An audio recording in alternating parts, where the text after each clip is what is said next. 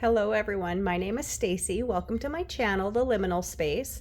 I'm kind of throwing a more spontaneous reading out at you. I did this actually 6 months ago. I was very called at the end of the previous eclipse portal to do a reading that kind of talks about the energies that is happening right now. I actually had thought about doing one for the new moon solar eclipse that we just had 2 weeks ago, but for some reason things just didn't work out, and I think that's because I wasn't meant to do it. But this is the full moon, so we're having the lunar eclipse now, and this is kind of the end of this eclipse portal. And so I think it's really important because the eclipses are connected. It's not like you just have one and then you have another one and they're completely separated. They are connected. They're kind of like two ends of a tunnel. This is the end of the tunnel we go in. This is the end of the tunnel we come out. And what happens in the middle is the eclipse window that we're in right now. So I think that these questions are good to ask at any time during the eclipse window, but it's kind of, for me, I feel like I've processed what we've been going through, and now I'm going to see what the cards tell me. So let me light my candle. I chose red because I feel like red makes sense for a lunar eclipse. We're going to see, you know, the moon kind of get a rosy pink color. Sometimes they call it the blood moon. In my experience, I've never seen the moon look like blood, but it does get sort of a rose pink kind of cast to it. And that's what we'll expect to see. Where I'm at, will not see this in totality, but that's okay. It doesn't matter if you can see it or not. The energy is there. And as of last, or for the last time, and this is a deck that I use that's pretty personal to me. I did use it for card readings in July, a year and a half ago. I feel very connected to this deck when I got it. This is the Oracle of the Hecatean Path by Ken Payne and Chris Butler. And I feel, of course, like the moon and the moon cycles are very connected to Hecate, or the goddess Hecate's energy. Doesn't really matter how you say her name. She's there for you. She doesn't really care how you say her name. She's just there. I used to say Hecate. I mean, actually, when I was a teenager and the first time I ever came across her name, and it was spelled with a C, that's why I normally spell it with a C myself, but I thought it was Hecate. I didn't even know. But she's been a part of my life for a long time. And she has come and made her presence more known in my life at certain times, but definitely now. She is a light in the darkness. And she is considered a dark goddess, but that's okay. We all need to do shadow work, and we emerge from darkness. Like in the womb, we emerge from darkness and we come into the light. And she is one of those guides. She is a guide and a goddess of liminal spaces, of transitions, and she's obviously associated with the moon, mostly the new moon phase, but all phases of the moon really are associated with Hecate. And she is helping us through these transitions. So this is the deck I've been called to use again. I normally have certain crystals that I work with, and I do have them. I always have amazonite for communication. Here's my amazonite flame. I love this thing. This is one of my dearest and favorite crystals. And then I have agate. It's a star.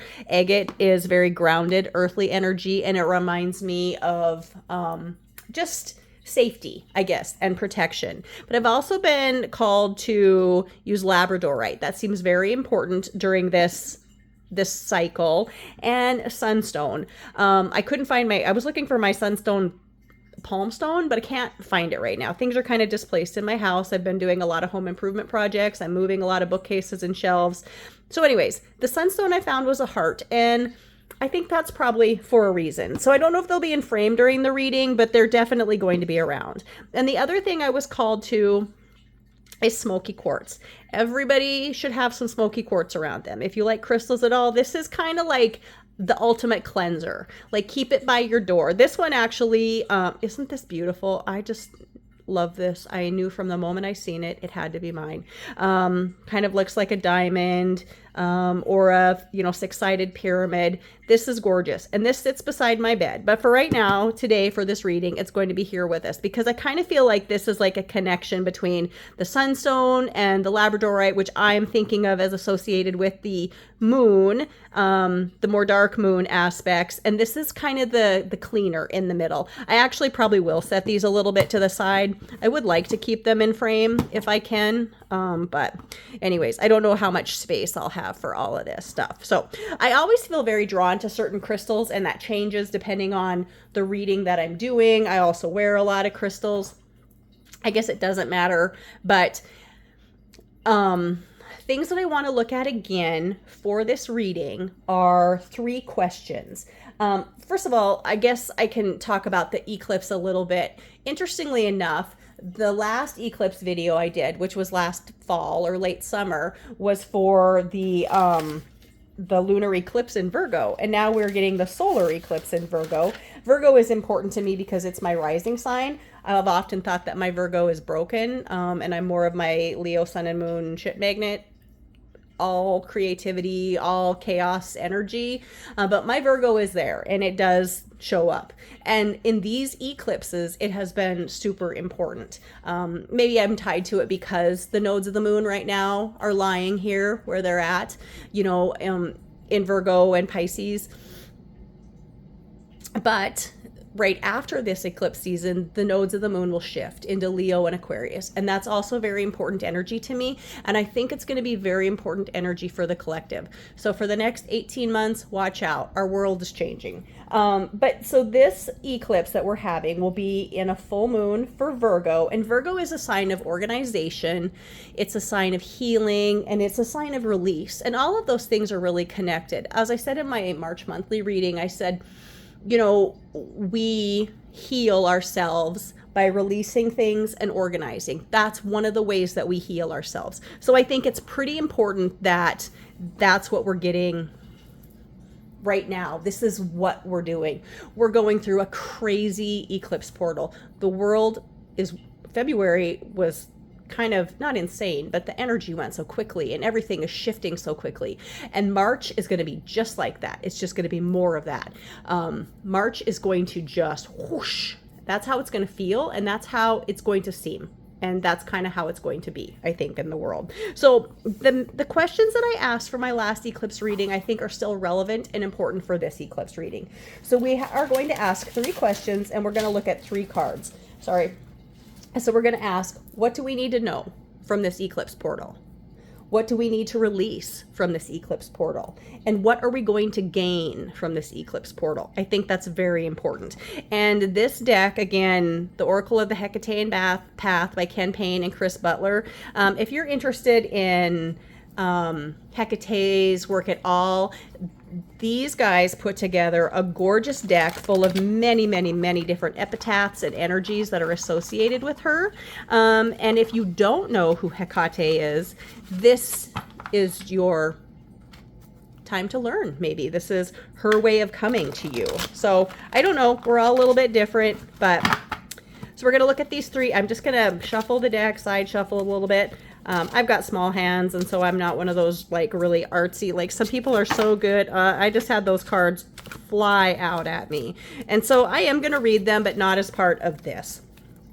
So what do we need to know? What do we need to release? And what are we going to gain? Now, it's possible that the 2 cards that just, it was actually 3 cards that fell out of the deck. So maybe those are messages just for me. I kind of have a feeling that's her telling me I'm a part of this collective reading. Sorry about these. This is a shiny deck, so I'm trying to get it not so shiny, but so you can still see the cards. Sorry. So I'm a part of this collective reading, but I'm going to believe that these 3 cards that just flew out, all 3 of them facing me, I thought it was 2, but it's 3, are for me, a personal message for me. And this is our message from the collective. Let me kind of shift this just a little bit. So what do we need to know from this eclipse portal? And the message we have here is Vocis Magicae, and it is raising power. And heck yeah, we are raising power. This planet is raising power. The human collective is raising power. A lot of things are shifting. And so it's important to know that we are important and a powerful part of that rising. Now, I am going to read this to you, but in the middle, you can't really see it, but it almost looks like there's a Metatron's cube here in the middle diagram. Very powerful energy. But this is the Magician card, basically. And even if you look at the Magician card in the tarot, the Magician is the #1 card. And he is just at the beginning of the Fool's journey. But he, the Magician, has all the tools. He or she has anything that they already need to make everything happen. And so it's important to remember that no matter where you are on your journey, you have all the tools to make magic happen in your life. Very important. So this guidebook is great because it's like in so many different languages. So there's going to be some Greek here, and I'm probably going to slaughter it, and I apologize. But the card is raising power. And it's from the Ephesian letters, but this basically says, Aske, Kataske, Eron, Oeron, Iro, Mega, Semnar, Baya, Probatia, Semne. Okay, so it says, these Ephesian letters, and I am apologetic because I know I just massacred the pronunciation of all of that. Forgive me. These Ephesian letters were used in the Greek magical papyri in relation to 2 charms that were invoking of Hecate. These ancient, and they were considered barbarous words, invoke a sense of mystery and empowerment. They raise energy and shift the mind into a suitable place for action and affecting change. They represent the need to focus energies on the specific outcome. It is time to step things up.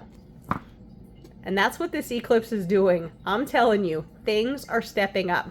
And so whether we are a part of it or not, the planet, the collective, the universe, our solar system, everything is stepping up. And that's what we have right now. And though I try to adjust my light, I still have light shining down on this card. So I think this might be the most important takeaway that we get from this reading. So let's take a look at what we need to release from this eclipse portal, because that's kind of how things are. If we want to gain stuff, we have to let some things go. That's just how it is. You know, that's just the way it is. We release some burdens or baggages, or even things that we don't feel like are burdens or baggages or weights upon us. But by doing so, we can then move forward. So this is what we need to release. And we have here Prostistotos Primordial. And this is origins. So it's interesting that this is the #1 card because let me raise this up so you can see it. And the artwork on these cards is just beautiful. But this is the #1 card. I just talked about the Magician being the #1 card in the tarot and how important that is to our journey. And we have this. This is kind of the primordial beginning of everything. And we don't necessarily need to release everything because we are everything. Every aspect of us is tied to everything on this earth, in this universe. But sometimes we need to release the baggage from it, the things that we don't need anymore. There are things in this life that we don't need to know to make this life effective. And so sometimes we just have to realize that by letting go of some of those things that we don't know, don't understand, things that wounded us in past lives, thousands of years ago potentially, aren't affecting our life today. We can release that and move forward. So let me read this card to you. Primordial, and the meaning is origins.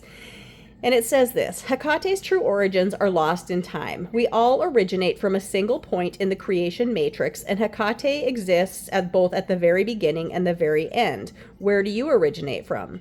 On your path to Hecate, many of us are focused on where we're heading in navigating one crossroad or another. But we also need to look back and make peace with the past to understand the present and plan for the future. And I do think it's interesting to want to know where we came from, but sometimes it doesn't matter. Like for people who do past life work and they learn about things that happened to them before, and I mean, I've done this as well. Some of the things that we learn are very healing, but some of the things that we learn create trauma all over again in us. And so I think that you have to trust that your guides are giving you the information that you need. Know that you came from a long line of lifetimes, places not of this planet, and many lifetimes perhaps on this planet. all of it brought you to where you are today. And there is good and bad in all of that. Know that you are an old soul. Know that you are important and your path is important. But also know that you need to let some of that go to move forward. I really think that's the most important message here. But I think ultimately we are all connected in time. Now, Hecate may be older than us in a soul sense, and I believe she is. I believe she is ancient. Her energy is ancient. But we too have lived many soul lives, or our soul has lived many lives. And we too have great knowledge that's within us. And so I think you need to trust that your guides are going to allow what you need and what you don't need. And if they don't think you need it, let it go, release it, let that baggage go, let that trauma go. It's not helping you now. It's not helping you move forward in this lifetime.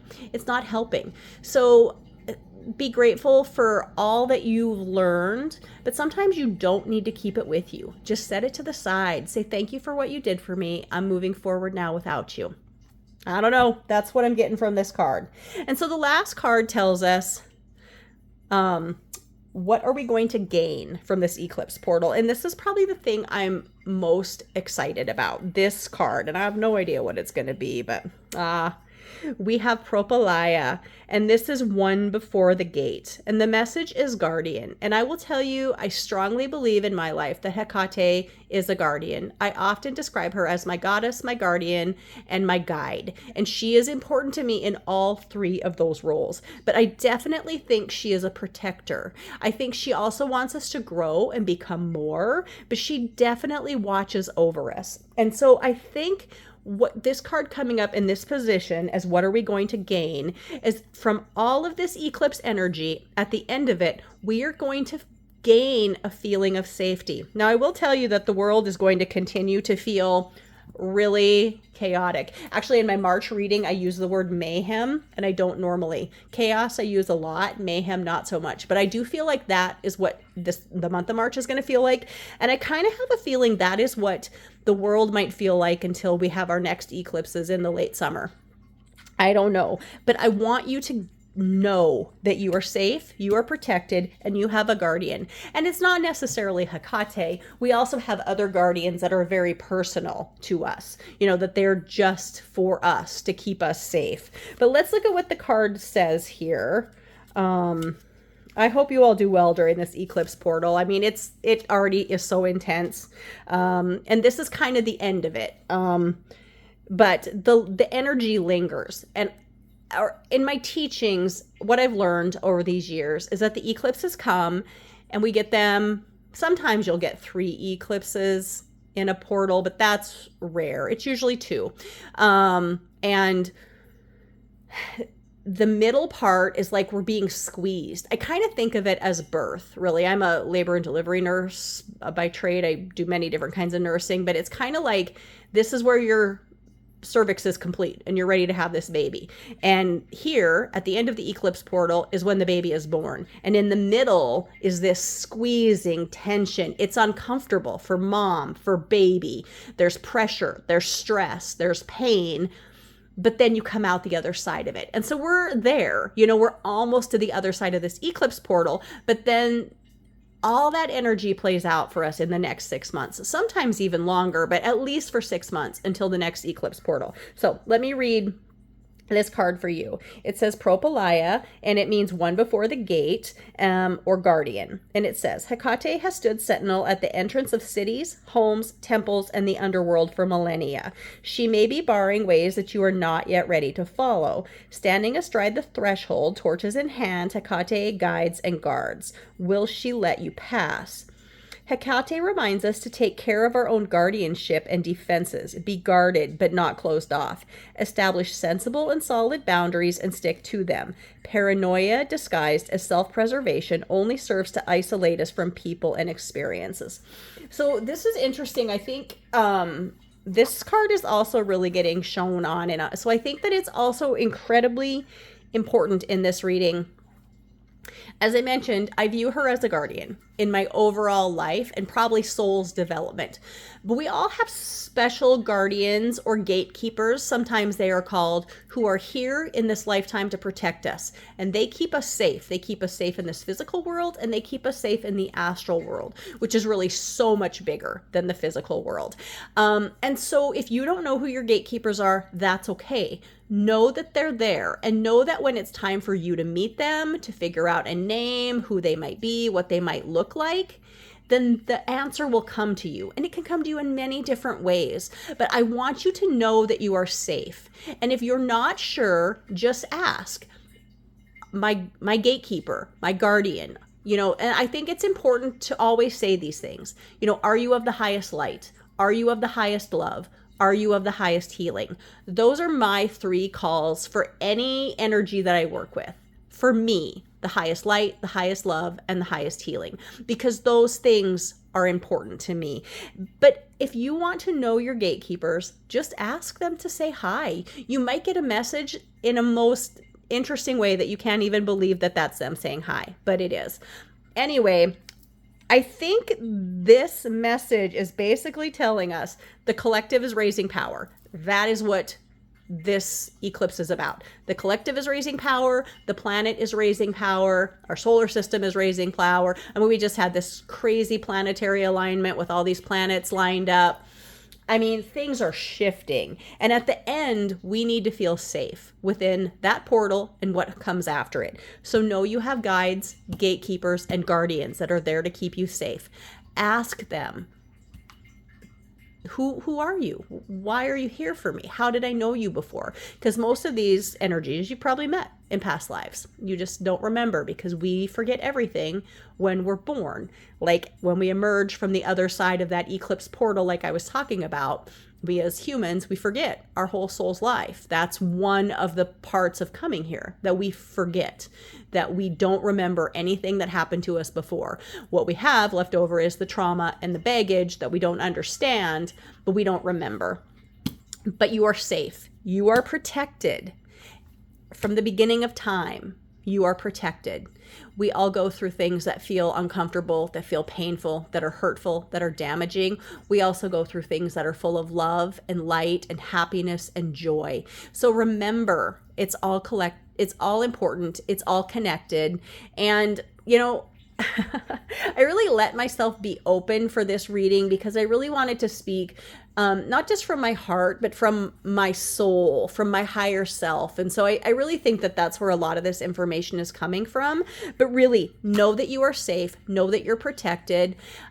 Say thank you to your guardians and gatekeepers. They're there for you. You don't even have to know them. You don't have to know their names. You don't have to know what they look like, what their energy is like. Just know you're protected and thank them. They love you and they want the best for you. That's why they're there watching out for you. That goes for all of your guides. But know that you are safe. Know that the world is raising her collective and she is bringing us along with her. All of this is meant to happen, even if it's painful, uncomfortable, sometimes difficult to be a part of. I wish you all a lot of love. I hope you've enjoyed this reading. I hope you found some insight or something that's going to help you process through at least this eclipse portal, and I think probably through the next 6 months until we get another eclipse portal. I wish you all well. Thank you again. My name is Stacy. My channel is the Liminal Space, and thanks for being a part of this.